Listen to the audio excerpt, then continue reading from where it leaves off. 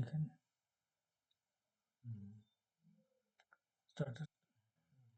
এই ওয়ার্ডটা খুলে বলতে ব্যাস ব্যাস ঠিক আছে, ওই আওয়াজ টুকটাক গেলে কোনো অসুবিধা নেই। হ্যাঁ, আবার গুড মর্নিং স্টুডেন্টস। একটু আগে আমরা মডিউল 1 নিয়ে ডিসকাস করলাম। এবার আমরা মডিউল 2 ক্ষেত্রে আমরা একাডেমিক ইংলিশ আগেরটায় ডিসকাস করেছিলাম। এবার আমরা বেসিক ইংলিশ পার্ট 1 করব এবং এই জিনিসগুলো আমরা 1 ফেব্রুয়ারি থেকে সম্ভবত আবার বলছি আমরা স্টার্ট করব। মাঝে মধ্যেই বিভিন্ন রকম ছোট, ছোট ভিডিও আমরা পাঠাবো। সেগুলো তোমরা পড়বে, দেখবে, যা, যা প্রশ্ন থাকবে সেখানে লিখবে। দরকার হলে সেটা আমরা একটা 15 দিন বা 1 মাসে একটা এরমভাবে কনফারেন্স Zoom বা অন্য কিছুতে করে নেব। যেখানে এই ডাউটগুলো আমরা ক্লারিফাই করব অনলাইন। মানে আর সম্ভব হলে মাসে বা 2 মাসে আমরা এসে ওই যে কটা ভিডিও কথা, 2 মাসে হয়তো 8 টা ভিডিও আমরা বিভিন্ন রকম পার্টস অফ স্পিচ, নাউন যেগুলো কভার করলাম, তার সাথে যে প্রশ্নগুলো থাকলো সেগুলো আমরা বলছি একদিন এসে 2-3 ঘন্টা ওখানে আমরা সবার সাথে ডিসকাস করলাম। আমাদের পড়ানোর কায়দাটা এইভাবেই থাকবে। বেসিক্যালি বা মেইনলি আমরা অনলাইনে ভিডিও করে পাঠাবো। সেগুলো তোমরা দেখবে। যা, যা প্রশ্ন বা ক্লারিফিকেশন বা কোয়েরি থাকে সেগুলো লিখলে এবং সেগুলো নিয়ে আমরা আবার একটা সেশন করে অনলাইন স্পেসিফিক্যালি লাইভ সেশন, সেখানে আমরা এগুলো ক্লিয়ার করলাম। আর তারপরে যখন আমরা মাঝে মধ্যেই যাব, তখন আমরা সামনাসামনি বসেও সেগুলো নিয়ে ডিসকাস করলাম। আমাদের পড়ার পদ্ধতিটা এরকমই কিন্তু ভবিষ্যতে থাকবে আরকি। হ্যাঁ? তো আমি কামিং ব্যাক টু মডিউল 2, মাঝে মধ্যে একটু ইংরেজি এসে যায়, সেজন্য প্লিজ বেয়ার উইথ মি। কেননা এই অভ্যেসটা এসে গেছে। আস্তে, আস্তে হয়তো আবার বেশি করে বাংলার দিকে আমরা এগোবো, কোনো অসুবিধা নেই। তো এই যে বেসিক ইংলিশ তার শিক্ষণ লক্ষ্যটা কি? আমরা সবাই জানি ইংরেজিতে 8 টা পার্টস অফ স্পিচ আছে। সেগুলোকে আইডেন্টিফাই করা বা চিহ্নিত করা। সেন্টেন্সের মধ্যে পার্টস অফ স্পিচ কোনটা সেটাকে আইডেন্টিফাই করা। সিম্পল সেন্টেন্স স্ট্রাকচার, সেন্টেন্সের স্ট্রাকচার সিম্পলের সাবজেক্ট থাকে, তাতে ভার্ব থাকে, অবজেক্ট থাকে। সেগুলো বুঝতে হবে যে সিম্পল সেন্টেন্সের ক্ষেত্রে কোনটা সাবজেক্ট, কোনটা ভার্ব এবং কোনটা অবজেক্ট এবং কোথায় সেগুলো ব্যবহার করা হচ্ছে, কিভাবে ব্যবহার করা হচ্ছে। কমন সেন্টেন্স মিস্টেকস, যে সেন্টেন্সে যখন ভুল থাকে তখন ওটাকে আইডেন্টিফাই করতে বা চিহ্নিত করতে বা চিনতে এবং সেটাকে কারেক্ট করতে বা ঠিক করতে। Class chapter 2 introduction to parts of speech. Parts of স্পিচটা কি সেটা আমরা জাস্ট ব্রিফলি একটা আউটলাইন আমরা এখানে ডিসকাস করব। ইংলিশ ভাষায় শব্দগুলো যেভাবে কাজ করে সেই অনুযায়ী তাদের ভাগ করা হয়। এই ভাগগুলোকে বলা হয় পার্টস অফ স্পিচ। মোট ৮ টা, যেটা বললাম একটু আগে, পার্টস অফ স্পিচ আছে। প্রতিটি শব্দ সেন্টেন্সের মধ্যে আলাদা, আলাদা কাজ করে এবং প্রত্যেকের আলাদা কিন্তু একটা মিনিং বা সিগনিফিকেন্স আছে। 8 টা পার্টস অফ স্পিচ হলো নাউন, যেমন ডেফিনিশন। নাউন হলো নেম অফ এ পারসন, একজন লোকের নাম, জায়গার নাম, কোনো বস্তুর নাম বা কোনো আইডিয়া বা ধারণার নাম। Examples person, student, teacher. আমি একটু তাড়াতাড়ি বলছি।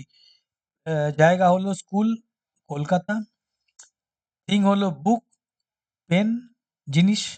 আইডিয়া, অনেস্টি, সততা, হ্যাপিনেস, শান্তি বা সুখ। সেন্টেন্স যদি একটা ধরা যায়, দি স্টুডেন্ট রিডস এ বুক। ঠিক আছে?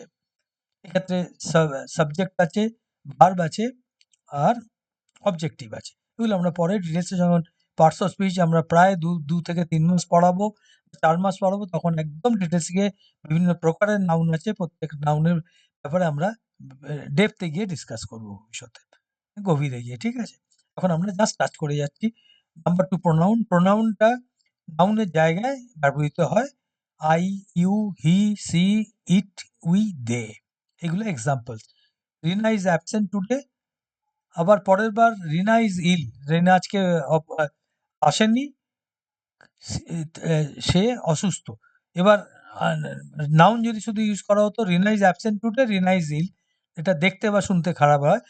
সেকেন্ড টাইম রিনার ব্যাপারে কথা যখন বলা হচ্ছে, রিনাকে সাবস্টিটিউট করা হচ্ছে বা ইউজ করা হচ্ছে ইন প্লেস অফ রিনা, সে অসুস্থ। Rina is absent, she is ill.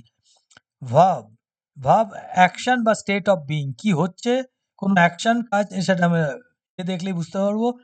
Example খাওয়া, দৌড়নো, লেখা, ইজ আর কোনো জায়গায় অবস্থান করা, he is there, there in the theatre hall. তো এগুলো স্টেট অফ বিইং কি অবস্থায় আছে সেটাকে তার প্রকাশ এখানে হয়।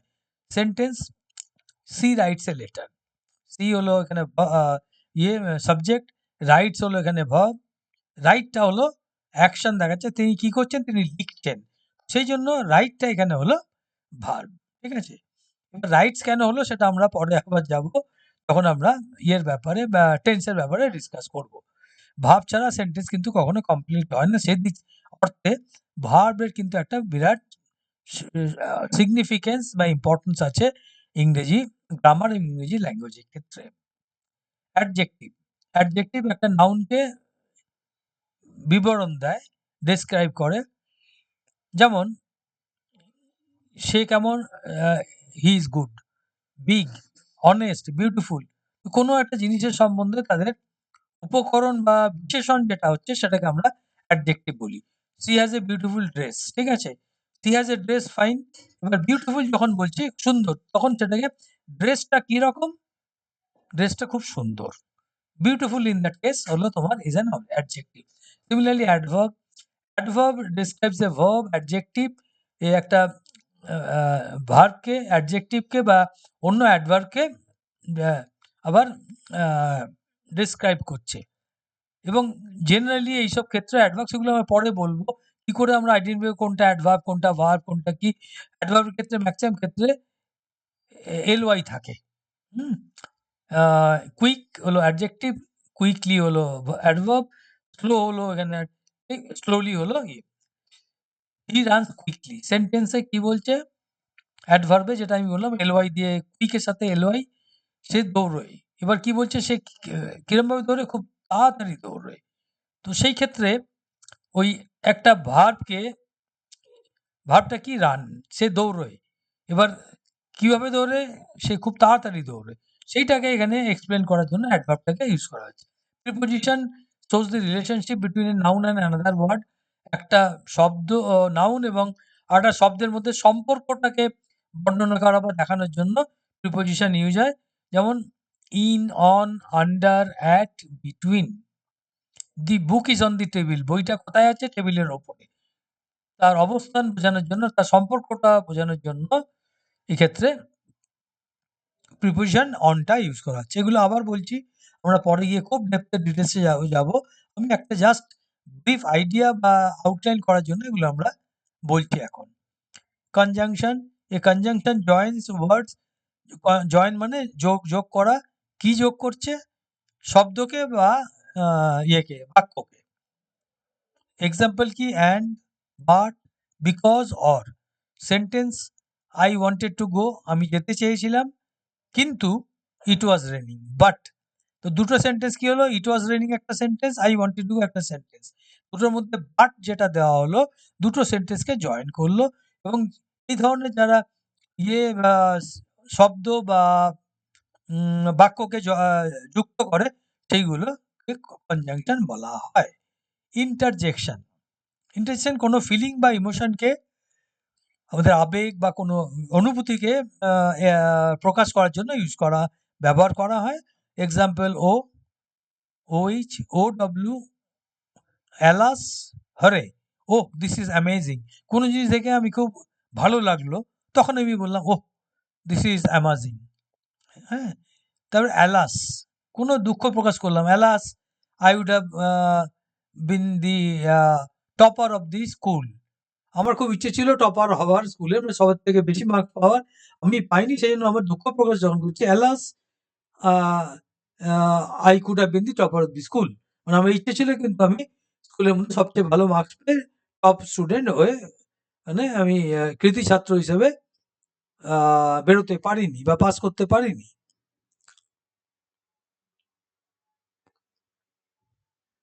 এরপর হলো ক্লাস চ্যাপ্টার 3। আগেরটা আমরা বললাম কি কি পার্টস অফ স্পিচ আছে, এখন বলছি সেই পার্টস অফ স্পিচগুলো কি করে আমরা চিহ্নিত করবো বা বুঝবো। Example sentence, the honest boy answer the question correctly. এক্ষেত্রে ওয়ার্ড হলো অনেস্ট, অনেস্টটা হলো অ্যাডজেক্টিভ, বয় নাউন, অ্যান্সার্ড ভার্ব পাস্টে, অ্যান্সার হলো প্রেজেন্ট, অ্যান্সার্ড হলো past, the article adjective, correctly হলো অ্যাডভার্ব। তো এতগুলো পার্টস অফ স্পিচ, এখানে কটা পার্টস অফ স্পিচ ইউজ করা হয়েছে? এখানে দি একটা, অনেস্ট ২ নম্বর, বয় ৩ নম্বর, অ্যানসার্ড ৪ নম্বর, কারেক্টলি ৫ নম্বর। ৫ টা বিভিন্ন রকমের পার্টস অফ স্পিচ যেখানে কারেক্টলি ইউজ করা বসানোর সেই নিয়ে বসিয়ে, এবং একটা ফর্মেশন আছে সেটা আমরা পরে ডিসকাস করব, যে প্রথমে সাবজেক্ট থাকবে, পরে ভার্ব থাকবে, কোথাও কোনটা বসবে সেগুলো আমরা সব পরে ডিসকাস করব সেন্টেন্সের ফর্মেশন নিয়ে, যাতে ক্লিয়ার হয়ে যায়। এখন আমরা এইটুকুই বলছি যে একটা সেন্টেন্সে যে পার্টস অফ স্পিচ ইউজ করা হয়েছে ৪ টে, ৫ টা, ৬ টা, কোনটা কি পার্টস অফ স্পিচ সেটা আমরা বুঝতে সক্ষম হই।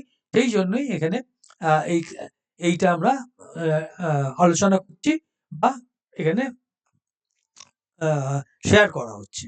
এবার সিম্পল সেন্টেন্সের স্ট্রাকচার, বেসিক স্ট্রাকচার যেটা আমরা আগেও বললাম, সাবজেক্ট থাকবে, ভার্ব থাকবে, অবজেক্ট থাকবে। তার এক্সাম্পল হলো রিনা ইটস রাইস। রিনা হলো সাবজেক্ট, ইটস হলো ভার্ব, আর কি সে খায়? রিনা কি খাচ্ছে? সে ভাত খাচ্ছে। খাওয়াটা হলো ভার্ব, কি খাচ্ছে সেটা অবজেক্ট, কে খাচ্ছে সেটা হলো রিনা।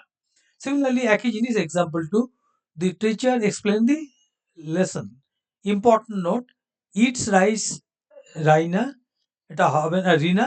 কেন? রিনা ভার্ব, রিনা পরে, sorry Rina, I am so sorry, Rina subject, Rina প্রথমে আসবে, কি খাচ্ছে সেটা শেষে আসবে, আর কি করছে? সে খাচ্ছে। সাবজেক্ট প্রথমে হবে, ফলোড বাই ভার্ব, তারপরে ভার্ব থাকবে। ভার্ব এক্ষেত্রে কি? রিনা খাচ্ছে, ইট।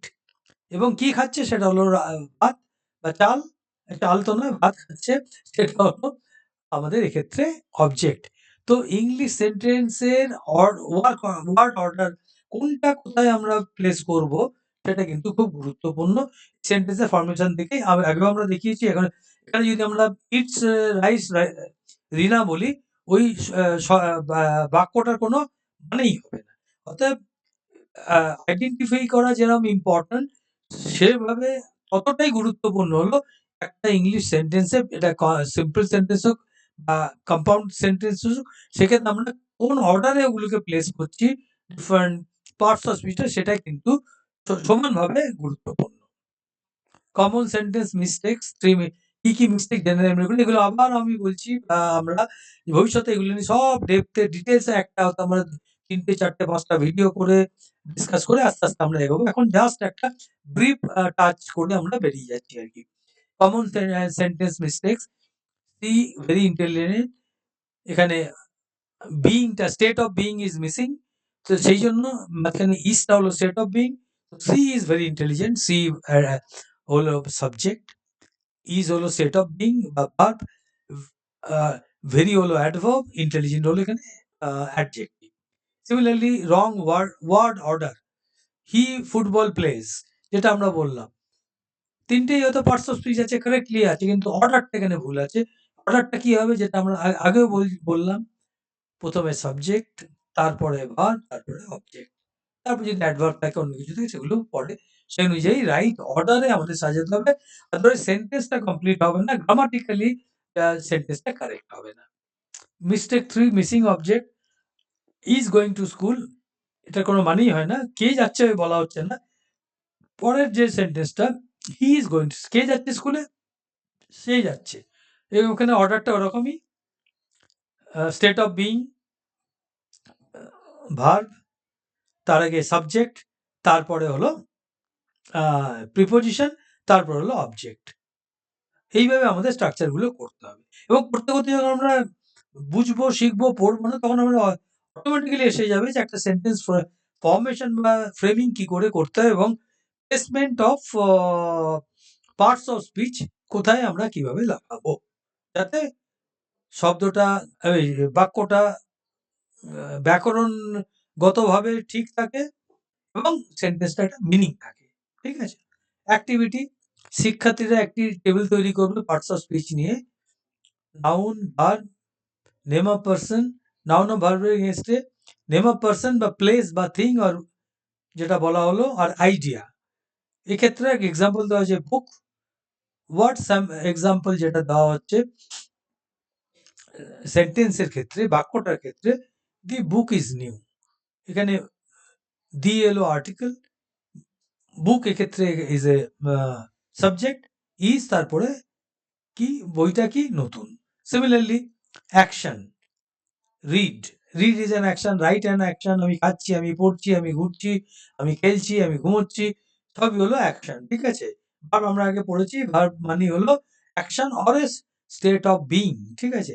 এই ক্ষেত্রে action, read, I read daily, আমি রোজ পড়ি। এখানে আই ডেইলি রিড বললে কিন্তু সেন্টেন্সটা প্রপার না, কমপ্লিট হচ্ছে না। এক্ষেত্রে ভার্বের পরেই যেটা, সরি, সাবজেক্টের পরেই হচ্ছে ভার্ব, তারপরেই কিন্তু আমাদের অ্যাডভার্ব আসছে। ওরকমভাবে আমরা করতে, করতে আমরা সব শিখে যাব। সময় দিতে হবে। আস্তে, আস্তে আমরা আ আ ডেপথ এ গিয়ে আ পড়বো, বুঝবো এবং এই জিনিসগুলো আমরা আস্তে, আস্তে আ ভবিষ্যতে হয়তো ১, ২, ৩ বছর পরে দেখবে এগুলো কোনো ইস্যুই হচ্ছে না, সত্যি কথা বলতে। এবং তোমরাই হয়তো খুব সুন্দর ইংরেজি লিখছো, ভালো নম্বর পাচ্ছ, ভালো, ভালো পরীক্ষায় এগোচ্ছ, হ্যাঁ? তো সেইভাবে আমরা এগোবো, কোনো অসুবিধে নেই। মডিউল সামারি যেটা আমরা বোঝালাম বা পড়ালাম সেটা সম্বন্ধে ছোট্ট করে কি পয়েন্টস গুলো, আমরা মেইন পয়েন্টস গুলো, ইংরেজিতে কটা পার্টস অফ স্পিচ আছে আমরা পড়লাম ৮ টা। এবার পার্টস অফ স্পিচ এর উপযোগিতা বা উপকারিতাটা কি? সেন্টেন্স বুঝতে কিন্তু পার্টস অফ স্পিচ সম্বন্ধে আমার একটা ভালো যদি নলেজ বা ইয়ে থাকে তবেই কিন্তু আমরা সেন্টেন্সটাকে গ্রামাটিক্যালি কারেক্ট ওয়েতে এবং রাইট ওয়েতে আমরা ফ্রেম বা ফর্ম করতে পারবো। সিম্পল সেন্টেন্সের স্ট্রাকচার হলো সাবজেক্ট, ভার্ব আর অবজেক্ট। আর কমন মিস্টেকস প্র্যাকটিসের মাধ্যমে ঠিক করা যায়। দেখুন এই যে ভুল হচ্ছে, আইডেন্টিফাই করা কোথায় ভুল হচ্ছে এবং সেটা কিভাবে কারেক্ট করতে হবে। এরকমভাবে সিরিজ অফ এক্সাম্পল হয়তো আমার ৫০ টা কমন মিস্টেকস দেওয়া হলো।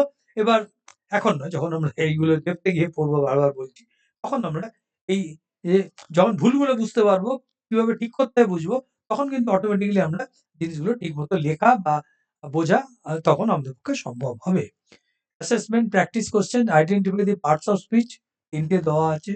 কোন পার্টস অফ স্পিচ এটা হচ্ছে সিমিলারলি ২ নম্বরেও একই জিনিস, ৩ নম্বরেও একই জিনিস। হ্যাঁ? এরপর আমরা ভবিষ্যতে আবার একই কথা বারবার বলছি।